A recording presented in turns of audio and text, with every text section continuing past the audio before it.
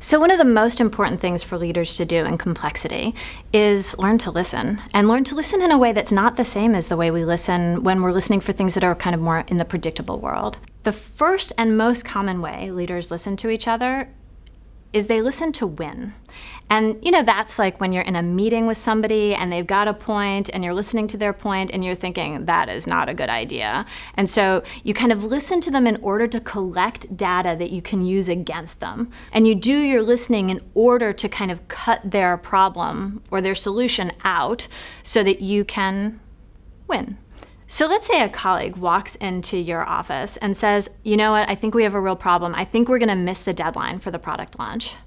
You might say, no, we are totally fine. It always looks like this, and then we always pull it off in the end. And so you don't even need to worry about it.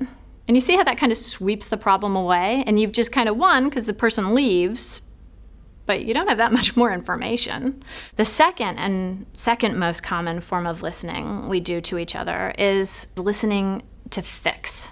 That's when somebody comes to you and you listen to them and you're already starting to diagnose what's the problem here. And as you listen, you're thinking, okay, is it like this or is it like this?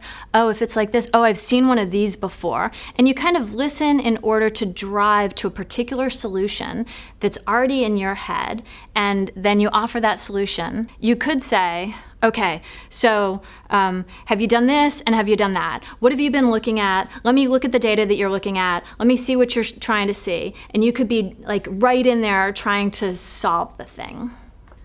Both of those ways of listening, though, you can probably hear are more useful in the predictable world when there are right answers and there are knowable problems that you might have the solution to. In the complex, unpredictable world, you don't know what the solution is, and very often you don't know quite what the problem is. And there, the thing to do is to listen to learn.